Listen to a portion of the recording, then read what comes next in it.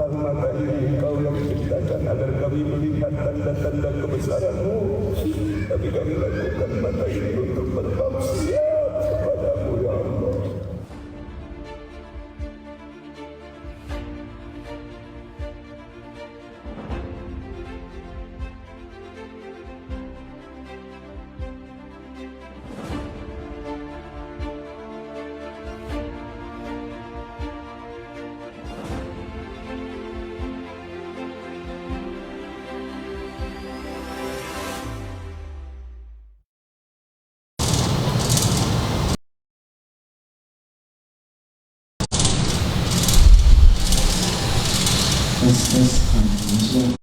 Assalamualaikum warahmatullahi wabarakatuh.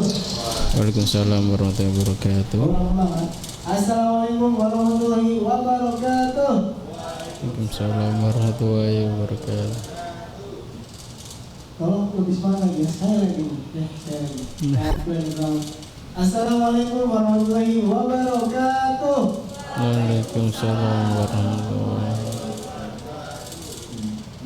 Semangat pagi, jangan sampai semangat yang ini kayaknya masih kurang semangat sih sebenarnya. Cuma jangan sampai dengan semangat yang agak sedikit kuring ini bisa melunturkan semangat untuk berpuasa. Yes. Oke, kita buka dulu. Bismillahirrahmanirrahim. Pertama-tama adalah kita panjatkan puja dan puji syukur kita kehadirat Allah Subhanahu wa taala yang mana hingga saat ini masih memberikan kita begitu banyak nikmat, di antaranya nikmat iman, Islam, ihsan, sehingga kesehatan, kemudian bisa memberikan kita hadir kembali di Ramadan Ajaib di sesi Quranic Miracle Class pada pagi hari ini yang semoga diberkahi oleh Allah Subhanahu wa taala. Amin ya rabbal alamin.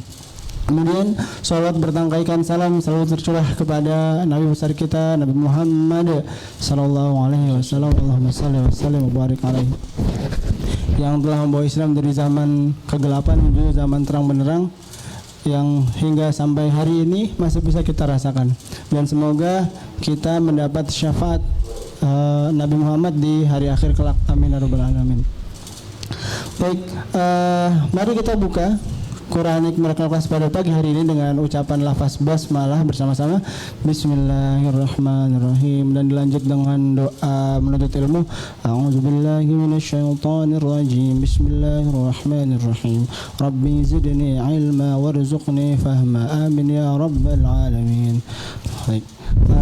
Oke, di pagi hari ini seperti biasa di hari Jumat pagi kita akan melanjutkan sesi Quranic Miracle Class di sesi Tadabbur Al-Quran ya, bersama Ustadz Ali Murtado ya kan.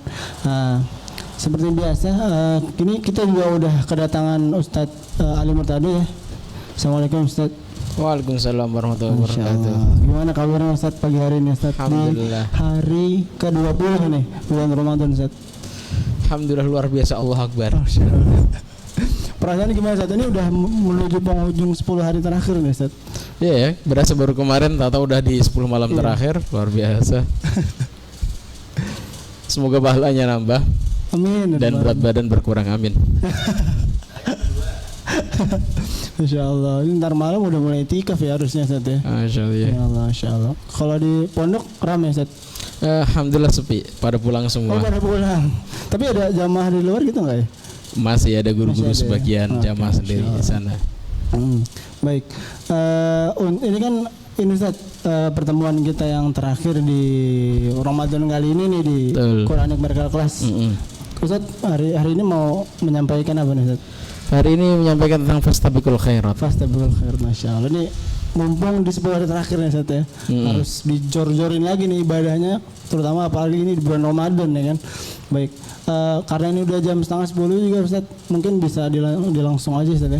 Baik, untuk selanjutnya saya persilakan kepada Ustaz Ali untuk menyampaikan kajian. Kepada Ustaz Ali, dipersilakan. Tafadhol Ustaz. Baik, jazakumullah khairan. Assalamualaikum warahmatullahi wabarakatuh. nahmaduka ya Rabb kama amartana an nahmadak nusalli wa nusallimu ala habibina sayyidina maulana Muhammad sallallahu alaihi wa ala alihi wa ashabihi wa man tabi'ahum bi ihsan ila yaumil mi'ad. Rabbi shrah li sadri wa yassir li amri wahlul 'uqdatam min lisani yafqahu qawli wa la hawla wa la quwwata illa billahil aliyyil azim. Amma ba'du. Alhamdulillah Mas Fuad. Alhamdulillah hari ini Farhan ya, sorry. Putar. Alhamdulillah kita di pertemuan terakhir ya dari sesi hari Jumat. Pekan depan kita sudah mendekatan mulai mudik. Dan di pertemuan terakhir ini izinkan saya menyampaikan tentang surat Al-Baqarah ayat 148. Yang bawa mushafnya silahkan dibuka, Al-Baqarah 148. Saya nyari juga. Berlomba dalam kebaikan, ayat ini sangat terkenal gitu ya. Fastabiqul khairat, berlomba-lomba dalam kebaikan. Hanya ayat sebelumnya menceritakan wal kulli wijhatun huwa muwalliha, dan setiap arah kiblat itu Allah menghadapkannya gitu ya. Fastabiqul khairat, maka berlomba-lombalah dalam kebaikan. Maka dalam tema musabaqah itu cepat-cepatan, banyak-banyakan, bagus-bagusan. Ada nilai kebaikan yang satu sama lain itu saling berlomba-lomba ya, kejar-kejaran. Kalau berlomba-lomba silahkan, itu benar bukan berlomba-lomba gitu ya. Jadi kalau dia bisa hafal 20 juz, saya 21. Kalau dia hatam sekali, saya sekali setengah misalkan. Maka ini namanya lomba-lomba. Fastabiqul khairat. Aina ma takunu ya'ti bikumullah, dimanapun kalian berada Allah akan mendatangkan kalian semuanya. Innallaha ala kulli syai'in qadir, Allah Maha kuasa atas segala sesuatunya. Al-Baqarah 148. Nah, poin penting fastabiqul khairat, ketika kita berlomba-lomba di dalam kebaikan itu, bayangkan teman-teman, kemarin beberapa waktu lalu ada sirkuit Mandalika yang cukup heboh dan ramai gitu ya. Di dalam perlombaan itu, ketika sudah lap-lap terakhir, kalau kita hitung Ramadan itu ada 30 lap putaran gitu ya, gitu. Dari awal kita udah ngegas banget biasanya para pembalap itu. Nah, tapi di lap-lap akhir itu kesempatan sekecil apapun, misalkan ada dikit, itu para pembalap akan salip-salipan satu sama lain, entar lagi finish nih. Maka Ramadan kita hari ini mirip dengan di lap-lap akhir. Perputaran akhir, maka perputaran akhir entar lagi final. Dan di final itulah semua orang akan mencurahkan segala tenaganya. Rasulullah sampai membangunkan para keluarganya, yang istrinya masih tidur gak bangun-bangun dicipratin, prik-prik. Salah satu keromantisan Rasulullah itu nyiapin ember. Tahu kan ember dicipratin dikit-dikit gitu ya. Kalau Mas Robi bukan ember disubuyurin gitu ya. Nah itu dicipratin, ayo Mas Robi bangun gitu kan. Itu romantisme secara sunnah Rasulullah gitu. Saya bangunkan di 10 malam terakhir. Kenapa hal yang terakhir ini begitu penting? Fastabiqul khairat, kita Allah menggambarkan kita, kehidupan kita itu mirip dengan perlombaan. Ibadah kita, hidup kita itu mirip dengan perlombaan. Maka Ramadan kita juga perlombaan. Fastabiqul khairat, berlomba-lomba dalam kebaikan. Maka kebaikan itu kayak penghujung, udah di final gitu ya. Gak ada yang ngerem. Yang lebih banyak adalah gas, gaspol semuanya. Bahkan Rasulullah nyampaikan, gambarin Ibunda Aisyah gitu ya, sampai izar tuh sarungnya itu dikencengin lagi, untuk menunjukkan bahwa beliau fokus banget dengan ibadah di penghujung bulan Ramadan. Nah, kalau kita berbicara tentang itu aja deh, sama aja. Cek. Halo, atau mau habis baterainya? Baik, cek. Baik, ntar dulu. Nah, ulama baginya jadi tiga bagian. 10 malam pertama, 10 malam kedua, dan 10 malam 3. Dan tanda 10 malam pertama diterima adalah ketika di 10 malam kedua kita semakin semangat. Tanda 10 kedua itu diterima adalah semakin semangat juga kita di 10 malam ketiga. Jadi naiknya adalah kita semakin hari semakin bertambah nih ibadahnya gitu. Tapi kalau semakin ngerem, berarti tandanya kita kembali ke husnul khotimah. Kalau husnul khotimah itu ujungnya itu semakin semangat. Ini luar biasa nih anak-anak muda yang hadir di sini gitu ya. Biasanya ketika pengajian saya rata-rata itu orang-orang sepuh semua. Orang-orang yang telah keluar dari zona hitamnya gitu ya, menuju zona putihnya. Luar biasa. Ini ada Mas Robi, pahalanya untuk naik ke lantai 4 aja perjuangan pahalanya gede banget gitu ya. Ini orang-orang soleh ya, makanya insya Allah tuanya juga semakin soleh insya Allah ya. Amin. Nah, berbicara tentang kehidupan kita, Allah memberikan gambaran dengan kata fastabikul, berlomba-lomba. Maka dalam perlombaan itu semakin ending, maka semakin semangatlah kita. Dan Ramadan kita adalah semakin di ending, maka semangat kita pun juga semakin sama. Maka ada sebuah kisah tentang bab husnul khotimah, penutupan yang terbaik gitu ya. Itu ketika peperangan Khandaq, peperangan Khaybar. Di dalam peperangan Khaybar ini adalah peperangan yang hampir semua orang ingin ikut perang.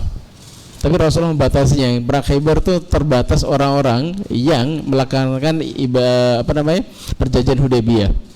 Maka berjalan Rasulullah dengan sahabatnya. Bentar, saya jina.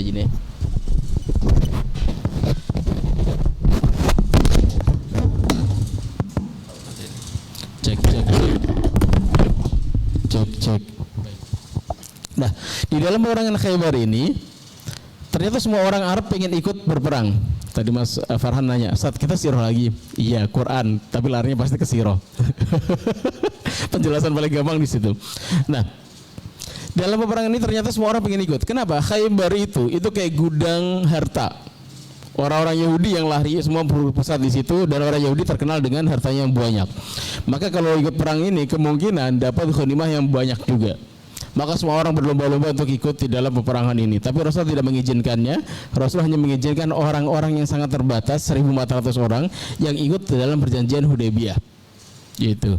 Walaupun benteng ini bentengnya besar banget dan belum tentu juga bisa ditaklahkan.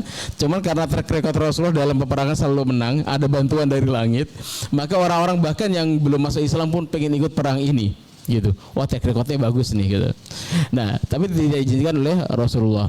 Maka Rasulullah bergeraklah ke Khaybar, dan itu bentengnya sangat kuat, butuh waktu yang cukup lama untuk menaklukkannya. Menariknya adalah ketika terjadi pengepungan benteng Khaybar yang sangat kuat itu,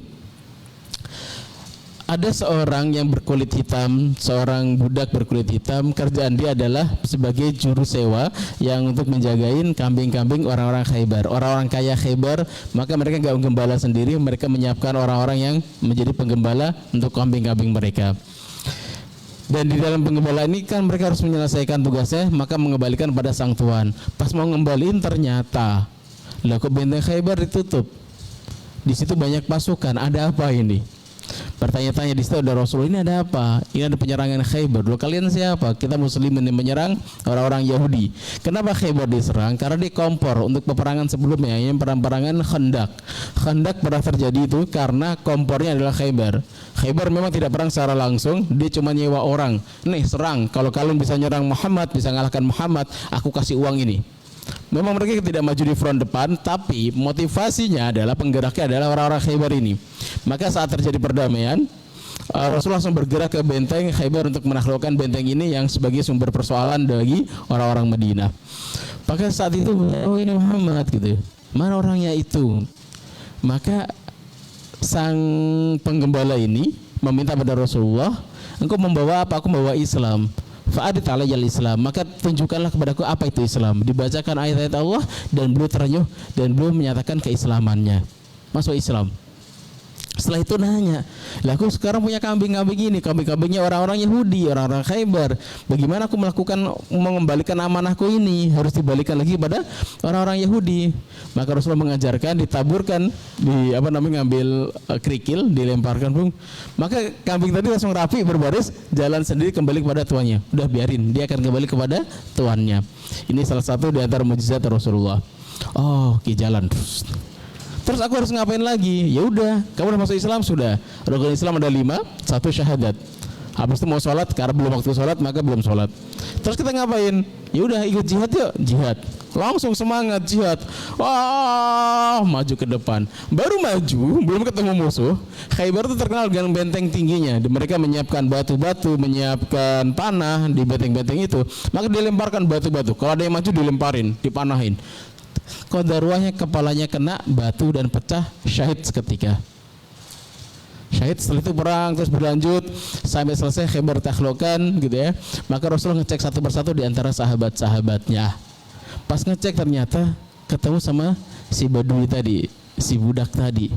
Ternyata di situ Rasulullah memalingkan wajahnya. Ketika ada budak mayatnya, jenazahnya gitu ya, syahid gitu, maka belum memalingkan wajahnya. Maka para sahabat heran, kenapa kau palingkan wajahmu ya Rasulullah? Aku malu. Lu malu kenapa? Itu gitu kan. Si penggembala ini sedang berdua bersama bidadarinya yang sedang menjemputnya. Di ahli surga ya Allah. Ya Rasulullah, iya di ahli surga. Itu yang membuat baper seluruh sahabat. Ini orang baru masuk Islam. Rukun Islam ada 5, dia baru 1.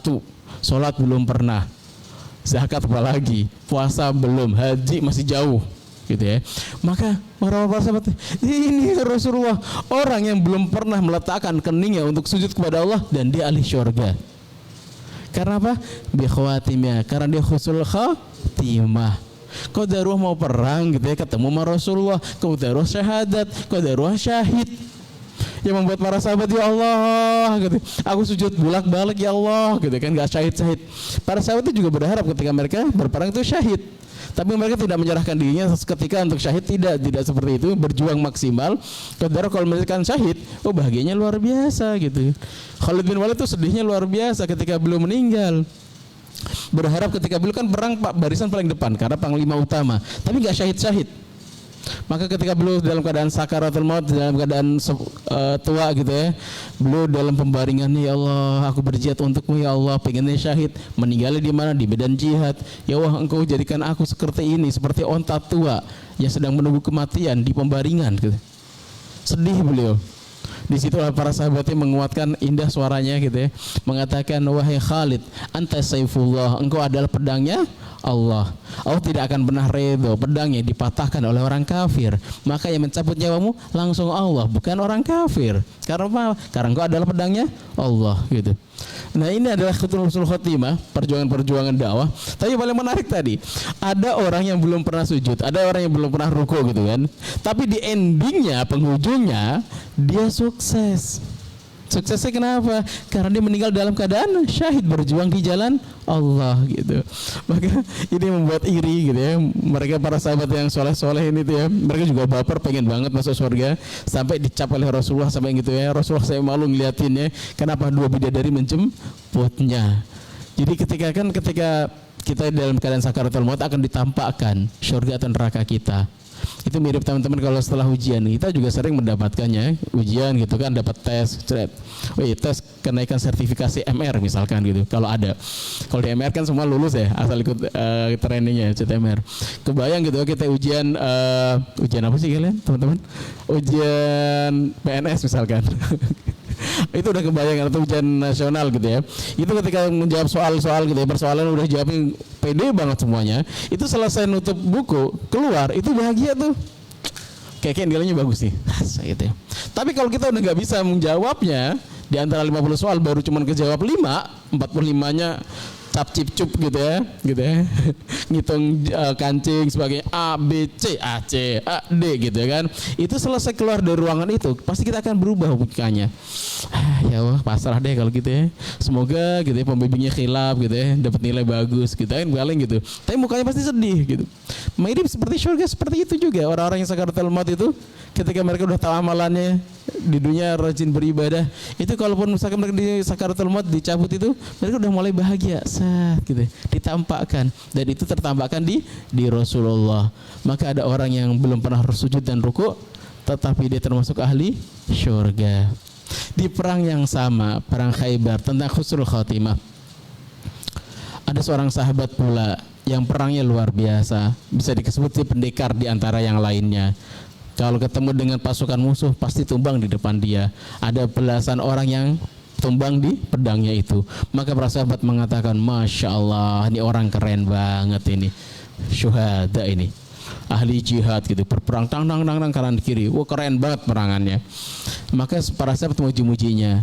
Pujian itu terdengar di telinga Rasulullah saat perang itu. Maka Rasul mengatakan sebuah kalimat yang ini bagian dari nubuwah Rasulullah. Siapa di antara kalian yang pengen melihat ahli neraka, maka lihatlah laki-laki ini. Ternyata laki-laki yang ditunjuk adalah laki-laki yang dipuji-puji oleh para sahabat. Oh ini ahli surga banget nih, dia top skor banget di dalam peperangan Khaybar itu. Banyak orang mati gara-gara pedang dia. Itu kan keren banget. Maka para sahabat terkaget-kaget, mana mungkin orang sekeren itu masuk dalam ahli barisan ahli neraka. Maka ada seorang sahabat sambil perang, dia penasaran kok bisa Rasul mengatakan hal itu. Penasaran sambil perang, tang liatin gitu ya. Para sahabat ini ngapain? Dan benar, banyak orang tumbang mati di tangan beliau. Tapi karena peperangannya dia di medan jihad paling depan, yang dia banyak menumbangkan orang, pasti dia juga luka. Tubuhnya penuh dengan luka, badannya, dadanya, kakinya penuh dengan luka. Tapi luka itu tidak membuatnya syahid. Luka-luka, tapi sakit semuanya. Jadi udah gak bisa ngapain lagi, udah stuck gitu kan, udah benar-benar lelah dan tubuhnya berkujur dengan darah gitu, sekujur tubuhnya penuh dengan darah, dan beliau nggak syahid dan sakitnya luar biasa. Ketika dalam keadaan putus asa yang sakit luar biasa itu, beliau turunkan pedangnya, tancapkan pedangnya di tanah, bagian gagangnya dan bagian lancipnya diletakkan di dadanya, dan dia menjatuhkan dirinya. Jelek. Maka nembuslah dada itu dari pedang itu dari depan sampai ke belakang, dan dia membunuh dirinya.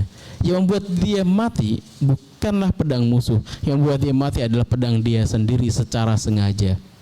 Maka sahabat tadi setelah peperangan, "Shadaqta ya Rasulullah, shadaqta ya Rasulullah, engkau benar ya Rasulullah. Kau benar ya Rasulullah, orang itu ahli neraka." Emang kenapa dilakukan dia? Dia telah membunuh dirinya ya Rasulullah. Bukan pedang musuh yang membuat dia mati, tapi pedang dia sendiri yang membuat dia mati ya Rasulullah. Dan dia termasuk ahli neraka. Teman-teman rahimakumullah, maka disitulah Rasulullah menyampaikan dalam sebuah hadisnya. Mohon izin saya nggak share ini karena mayoritas bahasa Arab.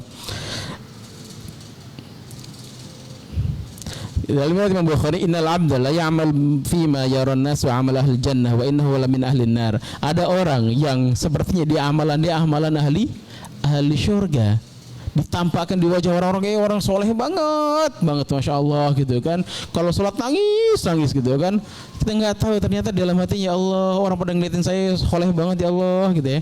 Yang dilihat bukan adalah wajah Allah, dilihat adalah wajah orang kanan kita gitu.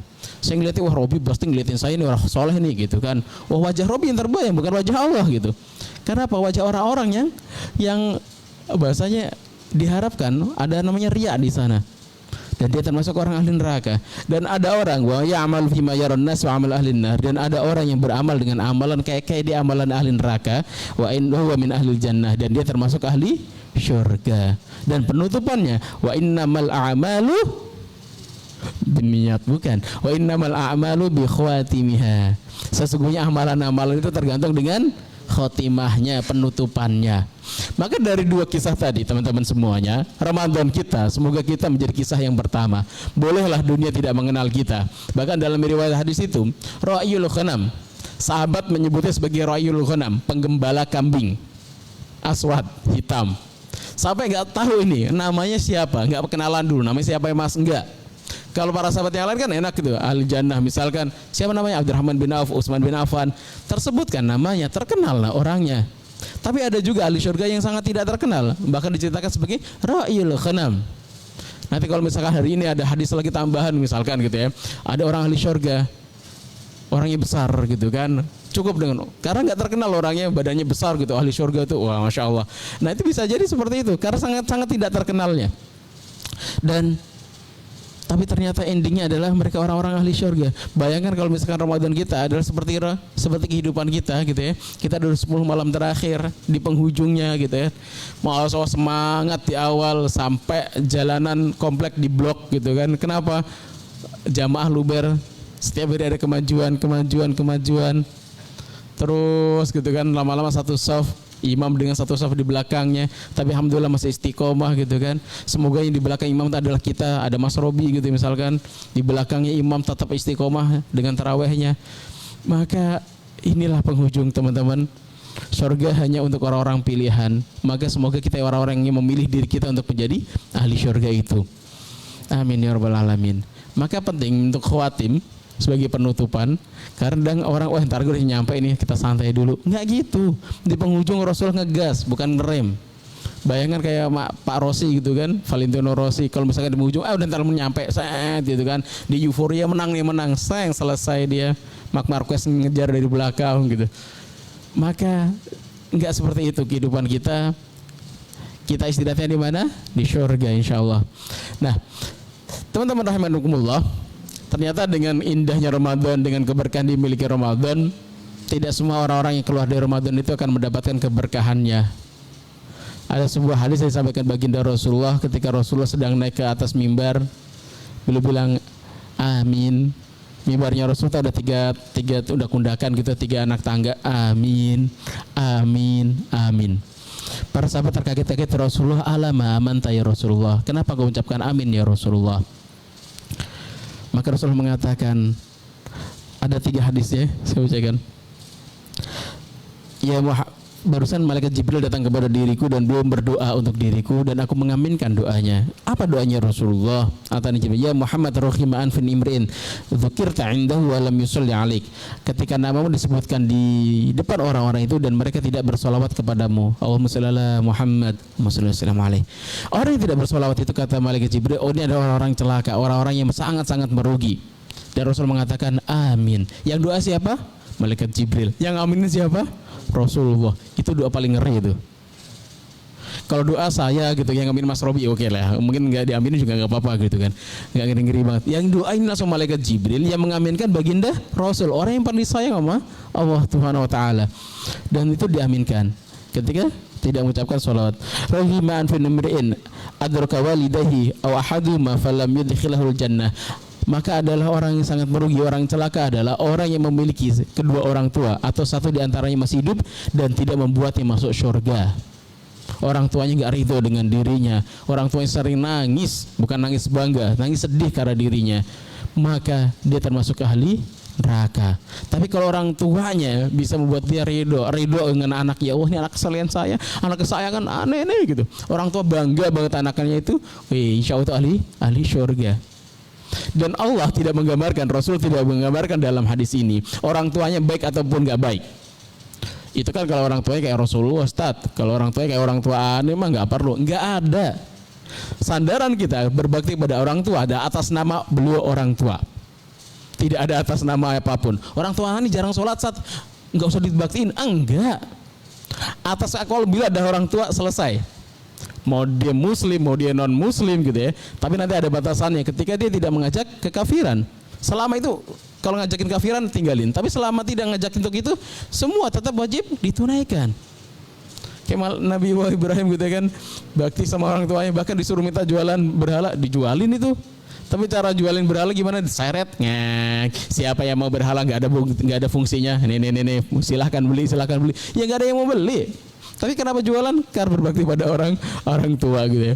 Masya Allah gitu. Dan tidak ada syarat apapun orang tua itu baik ataupun tidak, orang tua itu rajin sholat atau tidak, orang tua itu hafiz atau tidak gitu ya. Tidak ada syarat untuk itu. Dia adalah orang tua. Orang tua yang begitu bangga dengan anaknya, insya Allah Allah pun akan bangga padanya. Karena Allah meletakkan cinta dan bencinya Allah itu kepada cinta dan bencinya orang tua. Gitu.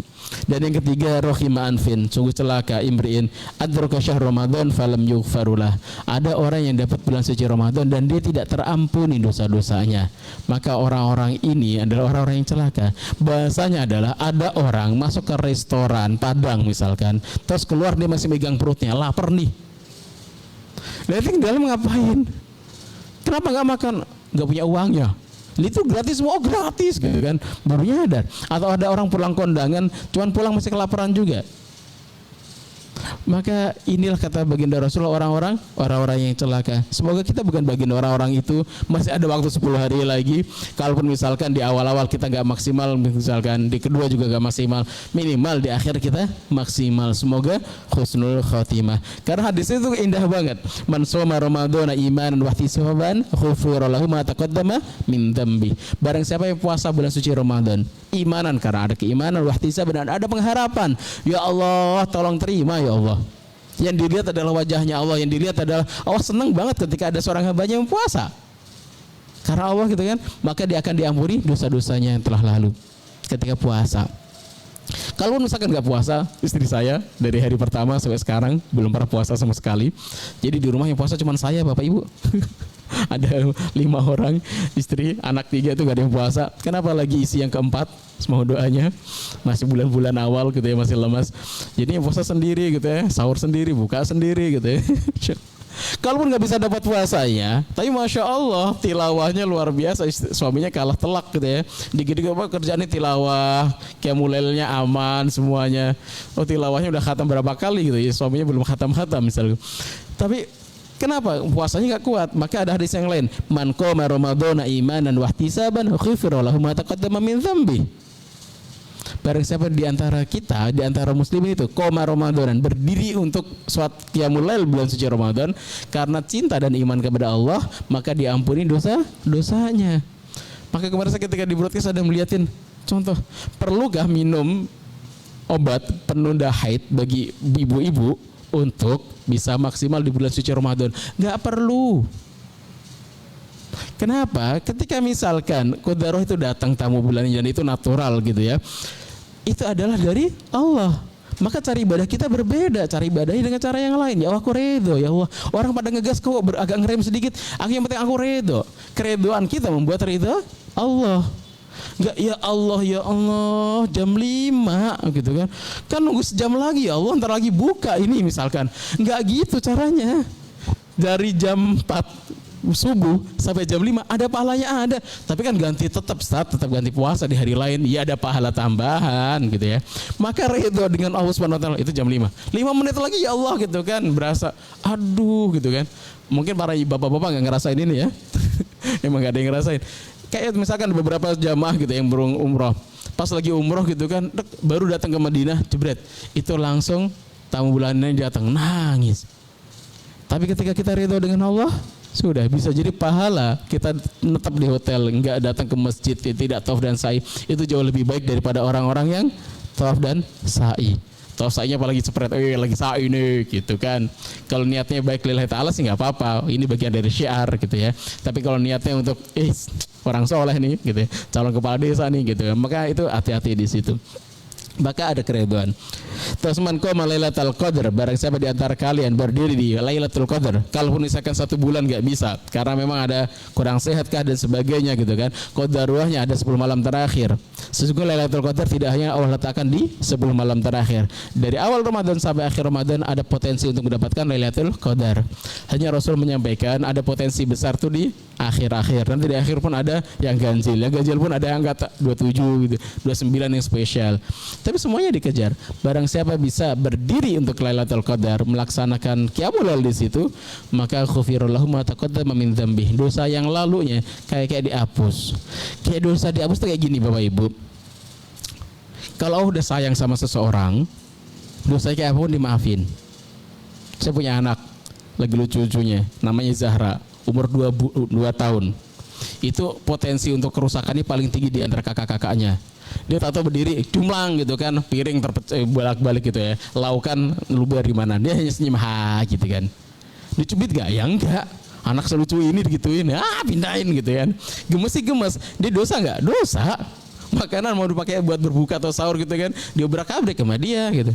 Atau Zaid misalkan lagi suka garam-garaman gitu, ngambil garam, cemplungin semuanya dengan garam, garamnya habis gitu kan. Ya Allah gitu kan. Bayangkanlah misalkan kita udah senang banget sama anak kita, lucunya luar biasa gitu kan. Dia dosa. Udah nggak apa-apa. Bayangin kita berharap ya Allah aku jarang qiyamul sih ya Allah gitu. Kadang seudon juga sih sama temen ya Allah gitu kan. Kok dia kerja gitu-gitu doang, duitnya banyak gitu kan gitu misalkan gitu kan. Ada rasa gitu. Cuman dalam hati kita ini, tapi sisi lain dia berbakti pada orang tua. Sisi lain dia sangat ridho dengan Allah apapun yang terjadi gitu kan. Terus dia disayang sama Allah. Iya, udah nggak apa-apa. Dosa-dosa yang lalu dimaafin. Gara-gara amalan ini. Oh ini orang soleh banget di 10 malam terakhir, minimal 10 malam terakhir deh. Oh, Allah sayang. Maka ketika saya gitu, dosa yang lalu dimaafin. Jadi juga nanti ketika kita minta adil-adilan, hati-hati.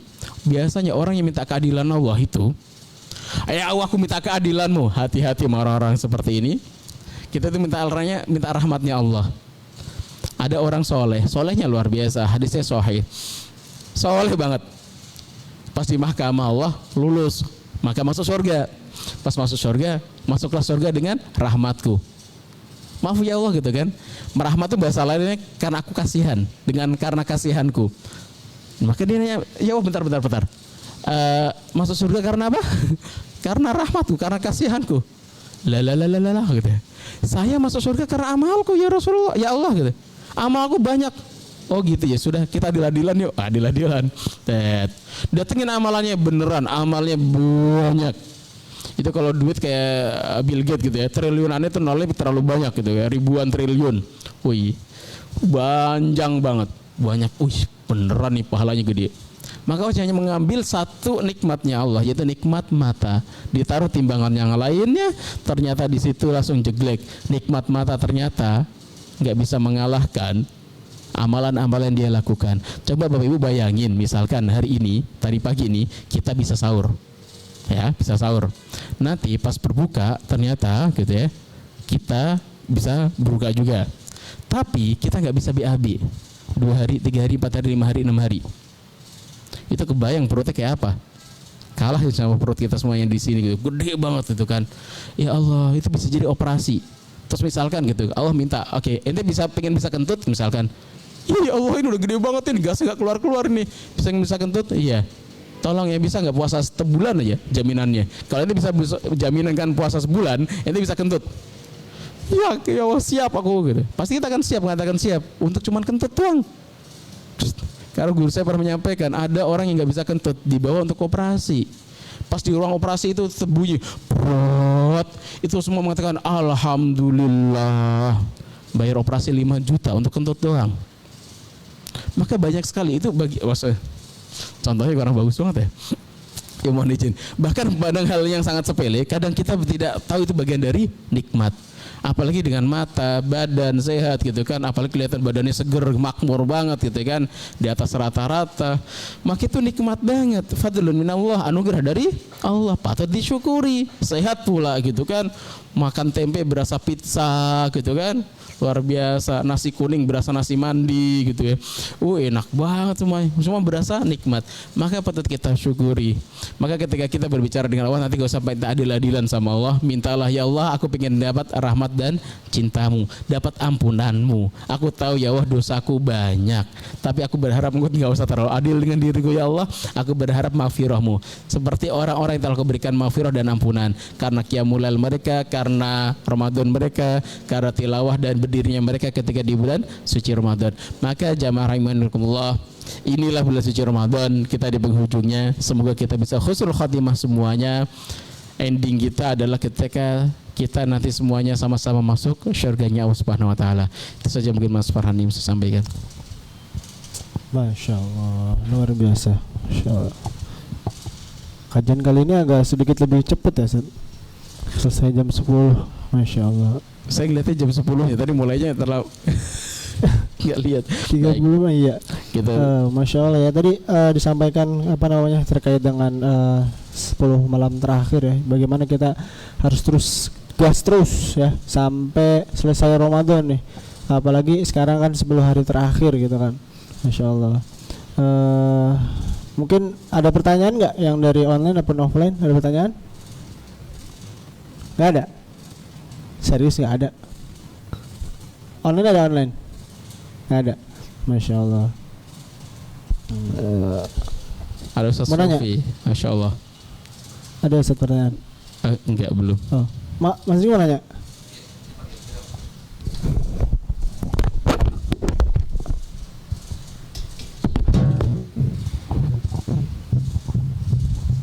Assalamualaikum Ustaz.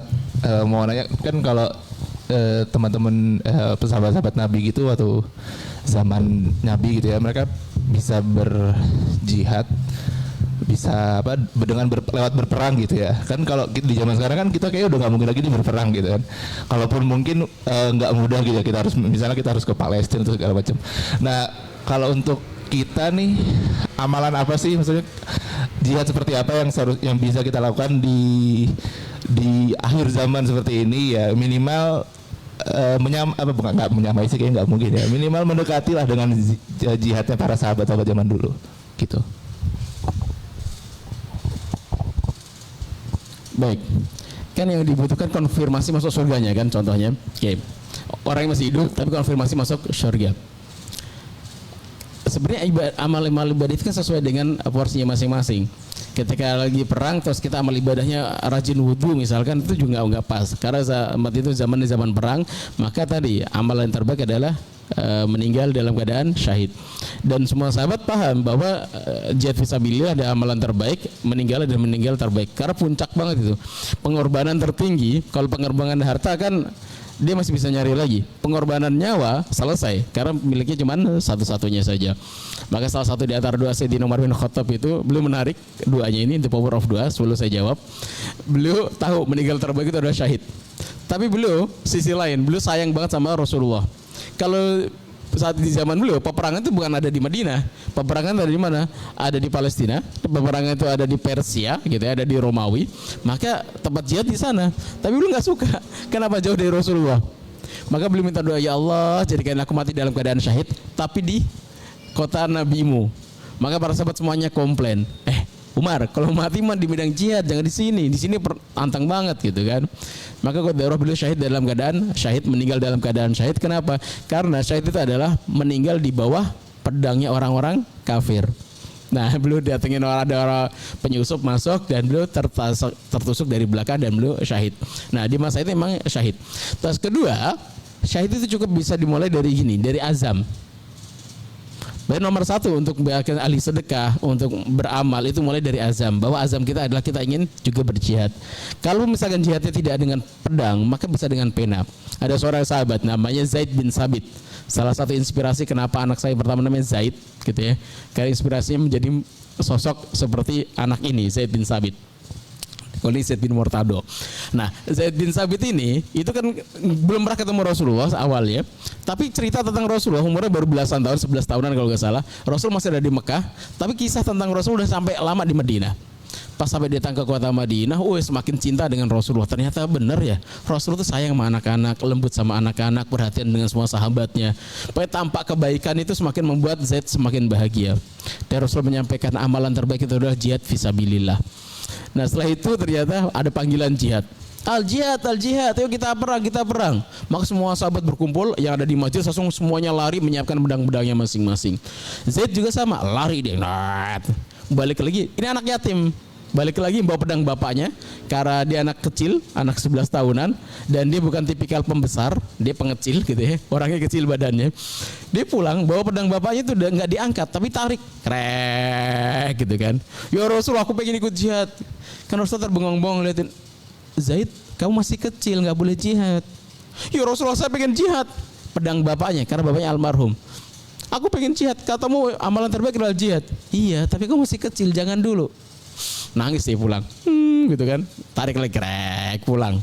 Sampai ketemu ibunya, nangis, lapor, ibu aku gak boleh jihad sama Rasulullah. Emang kenapa kata Rasulullah? Aku masih kecil. Oh gitu, kalau udah diputuskan sama Rasulullah, maka gak boleh bantah ya. Maka itulah yang terbaik dari Rasulullah. Maka sami'na wa ta'na, gitu. Terus, nak, kamu masih bisa berjihad dengan cara lain. Dengan cara apa ibu? Hafalkan Al-Quran. Bener ibu? Iya. Maka dia semangat banget menghafal Al-Quran. Maka dia nanya, ibu, aku dengan siapa harus belajar? Maka disebutkan beberapa sahabat senior yang hafal Qurannya banyak. Maka dia belajar dengan mereka dan menghafalkan Quran. Dalam riwayat diceritakan, dalam waktu 2 pekan 17 juz dihafalkan. Kita odot saja belum selesai, tapi dihafalin mah Zaid bin Sabit, dan cerdasnya luar biasa. Pokoknya dengar ayat tuh kayak langsung hafal gitu kan. Masya Allah. Rasulullah datang kembali, maka lapor pada Rasulullah, hafidul Quran, aku udah hafal Quran ya Rasulullah. Dites sama Rasulullah, lancar. Masya Allah. Rasulullah tertajub-tajub. Setelah tertajub-tajub, Rasulullah minta, boleh nggak Abu Zaid, kamu cerdas banget, bisa nggak mempelajari bahasa Ibrani? Siap ya Rasulullah. Siap, pulang. Nggak ada bimbel tuh. Pulang 1 bulan, dia balik lagi, ya Rasulullah udah bisa bahasa Ibrani. Kenapa bahasa Ibrani penting bagi saat itu? Karena itu bahasanya orang-orang Yahudi. Kadang mereka ketika buat perjanjian, yang diomongin A, yang ditulis B. Karena para sahabat gak ada yang ngerti. Maka beliau punya sekretaris utama ini. Ini salah satu di antara dalil bagi teman-teman yang ada di daerah. Saya termasuk orang daerah. Dulu kami meyakini bahwa bahasa Inggris adalah bahasanya orang kafir. Maka kami anak-anak pesantren itu paling ujian banget itu adalah dengan bahasa Inggris. Itu gak mudah. Ujian bahasa Arab itu merem bisa, tapi bahasa Inggris itu malah songos-songosan. Kenapa? Dari kecil kami disongongin, itu bahasanya orang kafir. Saya sampaikan ini adalah bahasanya, memang banyak dipakai orang lain, tapi mempelajari bahasa Inggris adalah satu di antara sunnah Rasulullah, yang mana Zaid berbahasa Arab dan beliau belajar bahasa Ibrani. Itu salah satu di antara sunnah untuk mempelajari bahasa orang luar, gitu ya. Maka setelah itu dia ngafalin, jadi penulis juru tulisnya Rasulullah. saat rumahnya dekat sama Rasulullah, ayat turun yang diketok adalah pintunya Zaid. Ayat turun, misalkan dapat ayat tentang syahr Ramadan unzila fil Quran gitu kan. Tok tok tok, Zaid, ayat turun. Catat. Zaid ayat turun. Ya nyata siapa? Zaid. Ya nanti di masa Sayyidina Abu Bakar As-Siddiq, ayat itu tertulis dalam pelepah korma, di dalam kulit gitu kan. Jadi nggak urutan, kayak nggak mushaf kayak saat ini gitu kan, urutan gitu. Maka nanti ada peperangan namanya peperangan Yamamah. Dalam peperangan Yamamah ini para penghafal Quran itu, kenapa saat itu ayat nggak perlu ditulis, nggak perlu ini? Karena banyak kan dihafal. Ngajinya gimana talaki, nggak baca. Oke, Mas Robi baca gitu. Iqra bismi rabbikal ladzi khalaq. Iqra bismi rabbikal ladzi khalaq. Khalaqal insana min 'alaq. Langsung hafal gitu, mau nempel. Nah, kok daruahnya para guru-gurunya ikut berjihad dan mereka syahid di perang Yamamah. Maka Sayyidina Umar bin Khattab bilang, ya ini kalau semuanya syahid, guru-guru ngajinya gitu kan, regenerasinya nggak ada ini. Terus gimana? Ayo udah Quran ditulisin, mumpung mereka masih hidup, saksinya masih banyak. Wah, nggak pernah dilakukan oleh Rasulullah, sahabat Abu Bakar gitu. Rasulullah nggak pernah menuliskan mushaf dalam satu lembaran seperti itu, satu mushaf gitu. Al-Quran dalam satu mushaf, nggak pernah lakukan Rasulullah, nggak mau, pulang. Besoknya lagi, itu semakin banyak yang syahid. Ini gimana nanti kalau misalkan Quran semua orang syahid itu, maka mereka bawa Qurannya masing-masing. Bagi kita nggak tersisa ini, masih nggak mau. Lama itu prosesnya, sampai di penghujungnya, iya ini kalau semuanya syahid itu ya, maka nanti siapa yang megangkan warna ini? Maka dipilihlah siapa ketua panitianya. Kalaupun misalkan udah kita sepakat mushaf ini ada ya bid'ah sih, nggak dilakukan Rasulullah kan, tapi bid'ah hasanah insyaallah gitu ya. Maka dilakukan oleh sahabat Abu Bakar Siddiq, dipaksa itu sama Sayyidina Umar bin Khattab, sama para sahabat semuanya. Jadi nggak murni langsung kebaikan itu langsung satu suara gitu. Maka tertulislah siapa yang jadi ketua panitianya. Tersebutlah nama Zaid bin Sabit. Beliau ketika masih hidup, Rasulullah masih hidup, mempercayakan penulisan Al-Quran itu kepada Zaid. Loh kenapa kalau misalkan beliau udah meninggal kita enggak mempercayakan kepadanya? Dipanggil Zaid kaget. Andai saja saya suruh gali itu gunung Uhud, mindahin gunung Uhud panjangnya itu 9 kilo, diameter tertengahnya itu adalah 3 kilo, tingginya itu 900 meteran. Itu kata Zaid, lebih baik aku mindahkan gunung Uhud daripada harus menuliskan Al-Quran. Kenapa? Bebannya enggak ringan. Khawatir nanti kalau misalkan kurang tepat di mana sebagainya, maka beliau ketat banget. Setiap hafalan beliau kan hafal juga, tapi manggil para sahabat, hafalannya gini nggak? Iya benar, tulis. Gini benar, tulis gitu kan. Dan itu pun nggak boleh hanya tulis. Bukti otentik tulisan yang sebelumnya di batu di pelepah korma ada. Maka barulah tertulis seperti mushaf saat ini. Tapi dimulai dari mana? Dimulai dari ada seorang yang ingin jihad, tapi memang karena keterbatasan yang ada, beliau tidak boleh berjihad. Gitu ya, karena memang umurnya masih kecil, atau misalkan karena kita nggak ada media untuk berjihad gitu ya, maka ada cara lain, menghafalkan Quran, melakukan kebaikan itu bagian dari jihad fisabilillah. Ibu-ibu juga pernah nanya, ya Rasulullah, bapak-bapak kan amalan jihad, ibu-ibu ngapain? Maka Rasul menyampaikan salah satu dari antara hadisnya, jihadnya adalah melaksanakan haji dan umroh. Maka tidak aneh kalau misalkan rata-rata keberangkatan haji dan umroh satu rombongan, mayoritas 70%-nya ibu-ibu, 30%-nya bapak-bapak. Banyak kan adalah ibu-ibu. Jarang sekali bapak-bapak mendominasi, itu jarang. Mayoritas adalah para ibu-ibu. Itu. Oke, yang kedua, kita kan connectingnya contohnya dengan ahli surganya kan. Kalau tadi saya ngasih contoh kan jihad, syahid, surga. Ada seorang sahabat namanya sahabat Bilal bin Rabah masih hidup, terkenal kan hadisnya. Rasulullah melihat surga, dimasukkan ke surga gitu, tampakkan surga, ternyata di dalam surga sudah kedengaran suara terompahnya Sayyidina Bilal bin Rabah. Pagi harinya ditanya, "Wahai Bilal, amalan apa yang kau harapkan menjadikan termasuk ahli surga?" Ternyata beliau tidak mengatakan jihad, beliau tidak mengatakan ketika beliau disiksa dan mengatakan ahadun ahad, tidak itu. Tapi beliau hanya mengatakan ini biasanya remeh-temeh gitu kan. Mungkin ya Rasulullah, aku sering mendawamkan wudu, continue wudu, jadi batal wudu. Dan setelah itu aku sholat 2 rakaat setelah wudu. Kata Rasul, hahuwa, itu loh amalanmu yang membuat engkau masuk surga. Kan banyak amalan-amalan yang lain. Atau contoh yang lain yang kemarin di pertemuan pertama kalau nggak salah saya sampaikan tentang poin memaafkan. Lagi duduk gitu ya, Rasul tuh sering kayak gitu tuh. Di masjid ngobrol sama para sahabat, masuk. Tunggu nih ya, bentar lagi nih akan lewat dari pintu ini ahli surga. Keluar Mas Robi ternyata, masya Allah gitu, amin. Ya. Masuk, ada seorang sahabat nggak tersebutin namanya lagi, nggak terkenal, nenteng sendal. jenggotnya lagi netes-netes air habis wudhu, habis itu naruh sendalnya, sholat, habis sholat keluar lagi. Cuman salam pada Rasulullah, enggak duduk bersama Rasulullah. Dan riwayat yang lain menceritakan beliau masbuk, gitu ya. Net keluar. Besoknya udah ngobrol, keren nih. Sahabat yang lain juga hari berikutnya lagi duduk-duduk ngomong lagi, bentar lagi nih ahli syurga akan lewat sini. Rasul nggak nebak-nebak, Rasul dapat kabar dari langit pastinya, gitu kan. Ternyata, para sahabat berharap, itu mungkin adik saya, semoga ponakan saya, orang yang saya kenal yang lewat situ, gitu. Ternyata bukan mereka yang disebutkan itu, yang diharapkan itu yang datang, tapi ternyata orang laki-laki yang kemarin yang sama, ternyata itu yang disebutkan Rasul sampai kedua kalinya. Ketiga harinya juga sama. Orang yang berjenggot menggunakan ada lihahnya netes ini terus nenteng sendal. Tapi tolong ya, garis besarnya bukan berarti nenteng sendal sama jenggotan Ustaz. Bukan. Itu salah antum. Saya enggak ada jenggotnya nih Ustaz, gitu kan. Maksudnya sih jenggotnya pas-pasan gitu, mesti bisa dihitung gitu kan. Waduh, enggak mirip nih. Bukan itu. Tapi saat itu poinnya adalah untungnya ada seorang sahabat yang penasaran. Kalau bahasa anak muda sekarang kepo. Kalau enggak sampai ada yang kepo, enggak ada yang penasaran, mungkin hadis itu enggak akan terlalu menarik. Sendal selesai, udah gitu ya. Qadarullah dia penasaran karena penasaran dia nanya gitu kan. Dia pura-pura pengen tahu amalan dia apa. Datang namanya Abdullah bin Amr bin Al-As. Dia penasaran, warnanya 3 kali dimasukin ahli syurga. Prestasinya apa sih? Ini orang ahli ibadah. Kalau puasa itu gak cuma subuh sampai maghrib, bisa sampai isya atau sampai subuh lagi, beliau akan dilakuin. Ini orang-orang ahli ibadah banget ini. Qiyamul gak pernah ketinggalan. Kalau tilawah misalkan khataman kita mesti 5 kali gitu kan. Beliau khataman 30 kali Ramadan. Orang ahli ibadah maksimal beliau. Maka saat itu penasaran, ini orang ahli surga ini, penasaran, dikejar set gitu kan. Baik kisana, aneh punya persoalan sama bapak aneh. Boleh nggak aneh tinggal di rumah ini beberapa hari saja? Ntar kalau persoalannya sama bapak aneh kabur nih gitu ya. Ntar kalau udah selesai aneh pulang lagi gitu. Bohong sih, iya bohong. Makanya saya tuh tidur. Malam itu dia nggak tidur, ngeliatin ini orang ngapain nih kerjaannya ya. Pas itu ternyata amalannya biasa banget.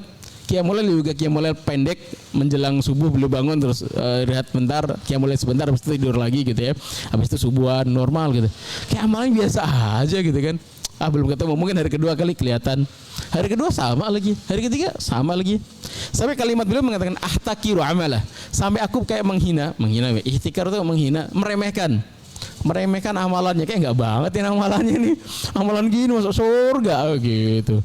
Kayak wajah-wajah gitu masuk surga, kayak enggak banget gitu. Maka hari ketiga nyerah dan mengatakan, "Wah fulan, mohon maaf ya, Anda enggak ada persoalan sama Bapak. Cuma Anda penasaran gitu ya. Anda pengen tahu amalan ente apa? Kok sampai Rasul mengatakan 3 kali berturut-turut engkau termasuk ahli syurga. Dan aku gak menemukan amalan yang besar, kabirul amal dari dirimu. Gak ada amalan spesial sepertinya. Amalanmu juga sama normal seperti amalanku. Anda nyerah, ya sudah deh, Anda pamit ya, pulang seret. Pas pulang dipanggil, sahabat, iya amalanku seperti apa yang kau lihat. Gak ada yang spesial daripada itu. Mungkin cuma satu aja. Aku sebelum tidur selalu memaafkan orang-orang yang pernah mendolimiku, dan aku tidak ada pernah rasa ghish, rasa ghil, rasa benci terhadap sesama muslim. Pokoknya semua orang mau baik kayak mau jutek, mau nggak senyum kayak gitu kan, pokoknya datar aja gitu ya, aku maafin semuanya. Maka sahabat tadi mengatakan, Abdullah bin Abbas, itu amalan yang mudah bagi dirimu dan nggak mudah bagi kami, dan yang membuat kami yang beda jauh levelnya dengan level dirimu. Ternyata ahli syurga gitu ya. Maka poin tentang ahli syurga itu banyak. Mas Robi senyum-senyum gitu kan, dibully gitu kan, berat badan sebagainya gitu kan. Ternyata plong gitu kan. Jadi kalau ada Rasulullah mungkin akan disebutin nih, akan datang seorang lagi dari surga. Muncul Mas Robi terus gitu. Ya. Kenapa hatinya lapang gitu. Maka banyak cara untuk menjadi ahli surga. Kalaupun misalkan kita jangan menyebutkan harus dengan jihad gitu ya. Jihad potensinya masih akan terulang. Nanti Imam Mahdi akan berperang.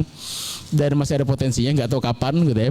Yang pasti adalah banyak amalan untuk menjadikan kita jadi ahli surga. Ibu-ibu, masya Allah, masukin bapak-bapaknya gitu kan buat berbuka. Mungkin ibu-ibunya nggak puasa misalkan gitu ya, tapi suaminya puasa, ya udah dimasakin yang paling enak. Kenapa?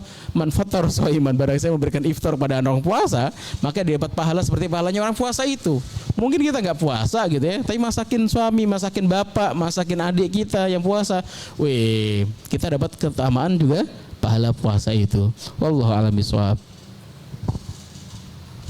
Masya Allah. Jadi banyak jalan menuju menjadi orang-orang yang ahli surga ya Ustaz ya.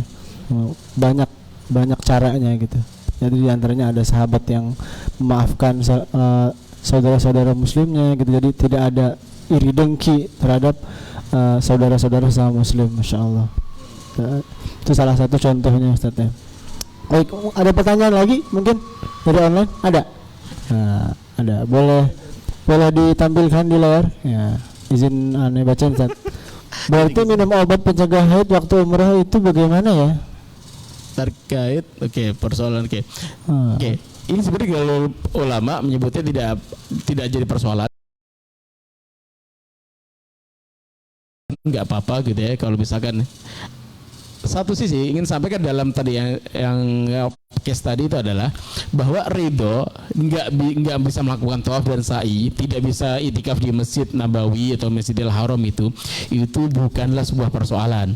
Bahkan ketika beliau duduk di masjid di kamarnya tapi dia mikirin tentang pengen duduk di Masjid Nabawi, itu juga bagian dari pahala. Gitu, poinnya di situ. Tapi kalau misalkan minum obat yang mencegah haid ketika umrah, ulama juga membolehkan saja, tidak apa-apa gitu kan. Ingin memaksimalkan dengan ibadah tawaf, sa'i dan itikaf.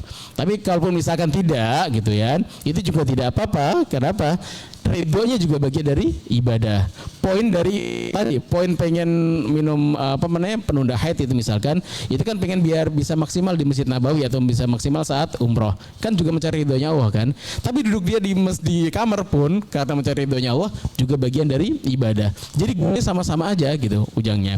Terus yang kedua, sebagian memang ada yang mengatakan tidak, lebih baik tidak, apalagi yang bagi ibu-ibu yang masih masih masa produktif, karena itu kan merubah agak mengeringkan gitu ya. Itu sangat-sangat dikhawatirkan, khawatirnya nanti kesuburannya jadi turun gara-gara itu. Tapi kalau tema-tema itu silakan dikonsultasikan dengan dokternya masing-masing. Kalau misalkan nanti kandungannya misalkan itu nggak terlalu bagus dan ini nggak direkomendasikan, jangan. Tapi kalau misalkan itu nggak apa-apa, ya silahkan saja gitu secara hukum fikihnya. Poinnya di situ. Jadi nanti jawabannya masing-masing kepada setiap personnya. Jadi kalau mau silahkan, kalau enggak juga silahkan. Lagi nih Ustaz. Assalamualaikum, maaf Pak Ustadz, mau tanya, saya pengen khatam Al-Quran di bulan Ramadan ini. Terus kemarin libur 5 hari. Belum sih. Karena penghalangan, bisa tidak khatam ya, dibantu itu dihitung khatam apa tidak?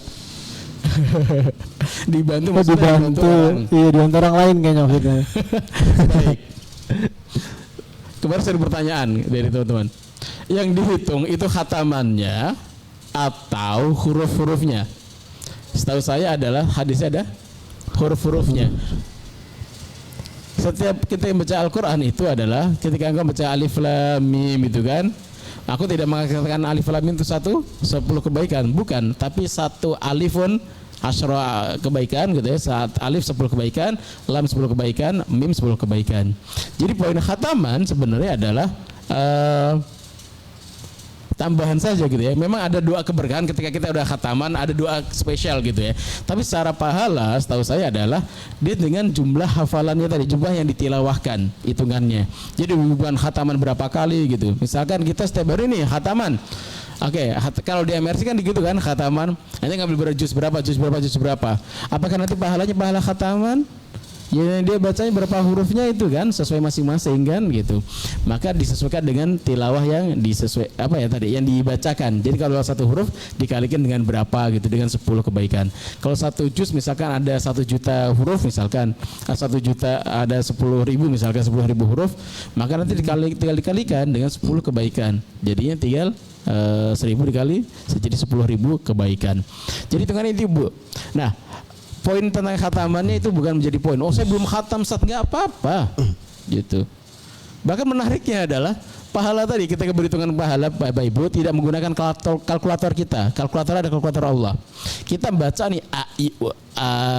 Yasin wal Qur'anil Hakim zalikal kitabul la raiba fihi kan gitu kan, ada yang speaker besar gitu. Yang bahasanya tuh panjang pendeknya, makhrajnya itu gak jelas dan sebagainya gitu kan.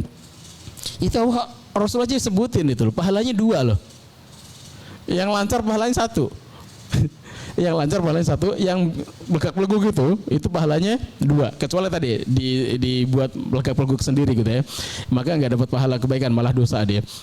Kecuali dalam keadaan udah terpaksa nggak bisa ngapain lagi, udah bisa cuma segitu, dapat pahalanya 2. Ini kan hitungannya, loh kok bisa 2 ya Rasulullah? Iya, 1 untuk pahala tilawah dia, kedua untuk pahala ketidakmudahan dia.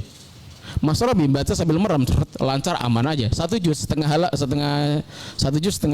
jam gitu beres. Tapi ada orang 1 juz itu 2 jam nggak kelar-kelar, mana? Oh dia baru Iqra 5 misalkan atau Iqra 4 gitu.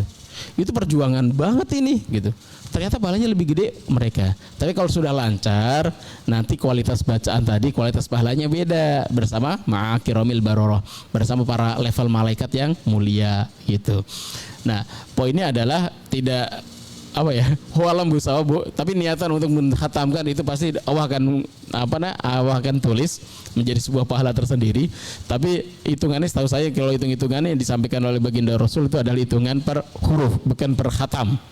Kalau misalkan besok gitu ya kan, hari ini udah selesai gitu kan, juz 29, bentar lagi, ternyata Allahu Akbar, ya nggak jadi khataman 5 kali deh gitu kan, tinggal 1 gitu lagi nih gitu, misalkan udah waktunya habis gitu kan, nggak gitu, jadi nggak nggak ngitungannya nggak gitu ya, gitu hitungannya adalah hitungan per tilawah kita. Wallahualam bishawab. Tapi kalau misalkan minta tolong orang lain, nah kalau minta tolong orang lain kan jadi baca nih, ini kan dapat pahala kan dia. Tapi pahala bacanya dia itu tersebabkan kita, karena kita minta tolong dia tilawah, kita ada kemungkinan potensi bu dapat pahala dari situ. Ustadz di pesantren nih, ayo baca semuanya. Wih, ada potensi nih, ada 100 anak yang baca itu dapat pahala tambahan. Kenapa? Man dalla ala khairin falahu ajruhu ajru man amila bihi.